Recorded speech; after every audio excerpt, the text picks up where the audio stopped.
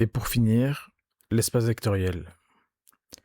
C'est la structure vers laquelle tout ce qu'on a fait jusque maintenant converge. Deux petits rappels avant de commencer. Donc on a un groupe commutatif, c'est un ensemble G muni d'une loi. Cette loi est interne, associative, possède un neutre, et chaque élément a un symétrique. Ensuite on a un corps commutatif, c'est un ensemble K avec deux lois. La première forme un groupe commutatif, la seconde aussi, si on exclut le neutre de la première. Et les deux lois commutent aussi. Donc, c'est un anneau unitaire commutatif dans lequel tout élément non nul est symétrisable pour la deuxième loi. On va avoir besoin de ces deux structures. Partons d'un exemple que tout le monde connaît. R2, donc l'ensemble des courbes des réels. On a donc V, notre espace vectoriel considéré, donc R carré, sur le corps K, ici R. Prenons deux vecteurs, 1, 2 et 3, 1. On les additionne, composante par composante. Ça donne 4, 3. Et ce résultat, c'est encore dans R2.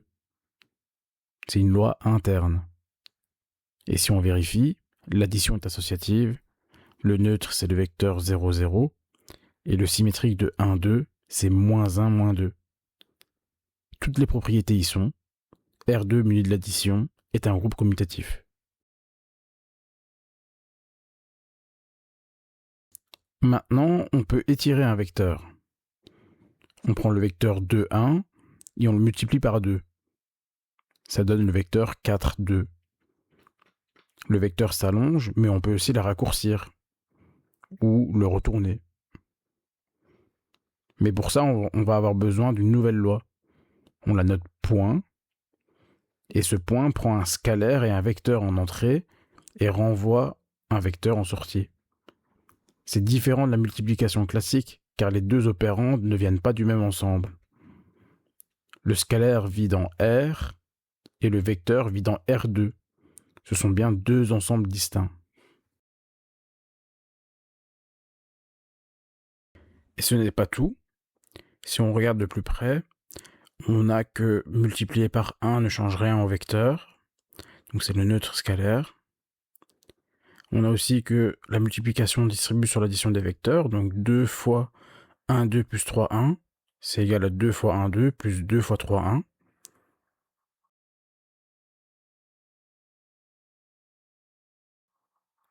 Ensuite, on a qu'elle distribue aussi sur l'addition des scalaires. Donc 2 plus 3 fois 2, 1, c'est 2 fois 2, 1 plus 3 fois 2, 1. Et finalement, on sait qu'elle est compatible avec la multiplication dans le corps. Donc 2 fois 3 fois 2, 1, c'est égal à 6 fois 2, 1. Toutes ces propriétés, on les retrouve naturellement.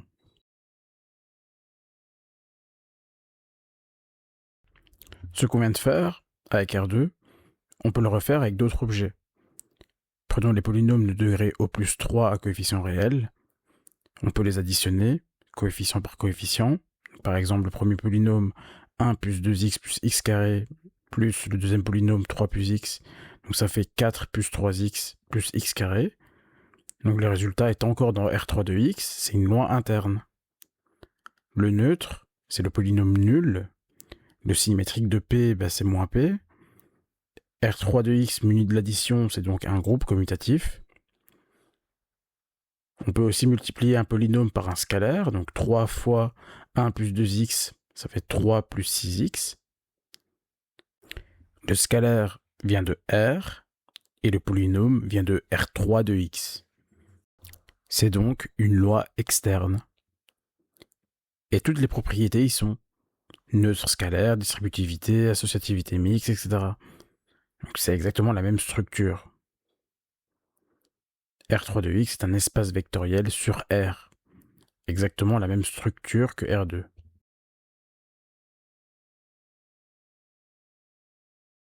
Et résumons ce qu'on a sous les yeux.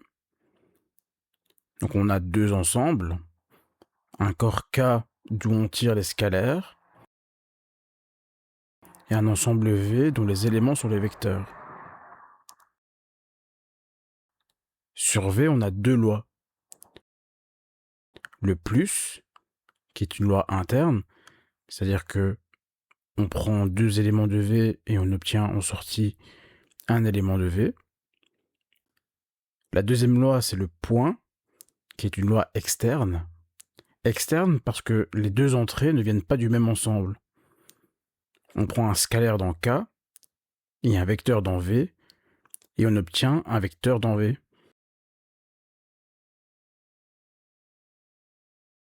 Ce qu'on a fait avec R2, on peut le faire avec d'autres objets.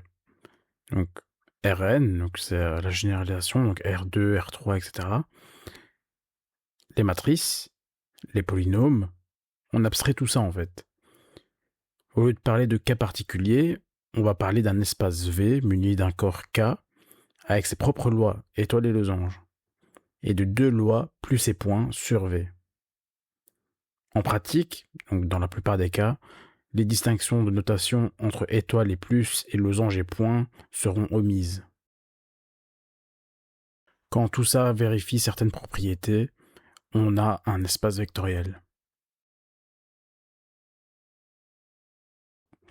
Et en fait, ce qu'on vient de faire, c'est exactement la définition. Voici la définition formelle. Prenez le temps de la lire. On a K étoile losange qui est un corps commutatif, ça on l'a vu en détail dans la vidéo précédente. Et on a V+, qui est un groupe commutatif avec un neutre qu'on note grand O. Ça c'est la vidéo 2. Ce qui nous intéresse maintenant, ce sont les trois dernières propriétés. Troisième propriété, le neutre multiplicatif du corps mu agit comme neutre pour la loi externe. Mu.x égale x. Multiplier un vecteur par mu ne change rien. Quatrième propriété, la double distributivité. D'abord, la loi externe distribue sur l'addition du corps.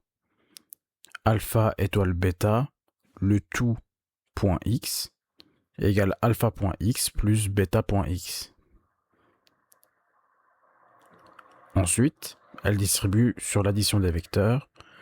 Donc, alpha.x plus y, c'est égal à alpha.x plus alpha.y. Cinquième et dernière propriété, l'associativité mixte. On a alpha.bêta.x égale alpha losange bêta, le tout point x. Et remarquez, on voit apparaître losange. Pourquoi ? Parce que alpha et bêta sont tous les deux dans K. Donc pour les combiner, on utilise une loi de K et pas de V. C'est donc losange qu'on va utiliser parce que c'est la multiplication entre guillemets du corps. La multiplication scalaire est compatible avec la multiplication dans le corps. On dit plus brièvement que V est un espace vectoriel sur K.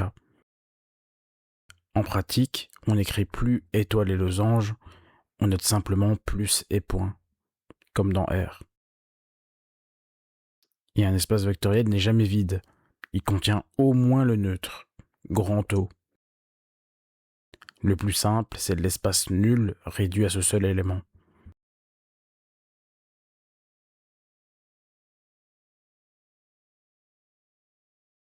On a vu que R2, les polynômes et maintenant les matrices vérifient toutes les mêmes propriétés. Addition, neutre, multiplication scalaire, distributivité, associativité mixte. À chaque fois, c'est la même structure. Tout ensemble V qui vérifie ces propriétés forme un espace vectoriel. Et ces éléments, on les appelle des vecteurs. Un polynôme, c'est un vecteur. Une matrice, c'est un vecteur aussi. Le mot vecteur ne désigne pas la flèche en réalité. Il désigne un élément d'un espace vectoriel. C'est pour ça qu'on dit espace vectoriel.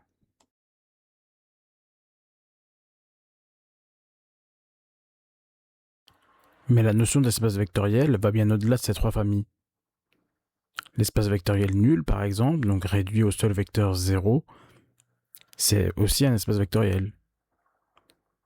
L'ensemble des fonctions continues de AB dans R, c'est aussi un espace vectoriel. L'ensemble des suites réelles, pareil. Dès qu'on peut additionner, multiplier par un scalaire, avec les bonnes propriétés, on a un espace vectoriel. Mais en pratique, dans la plupart des cours de première année, on travaille presque exclusivement avec trois familles. Les vecteurs de Rn et Cn, les matrices et les polynômes. Tout ce qu'on verra dans la suite du cours reposera sur ces trois familles.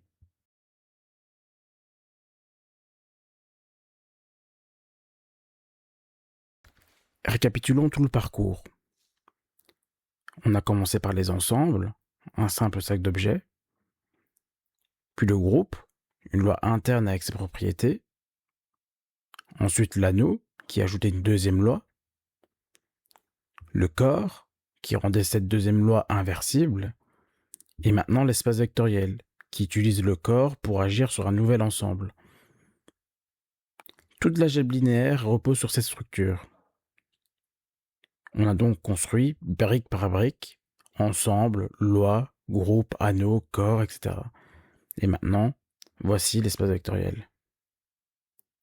C'est le point de départ de tout ce qui suit.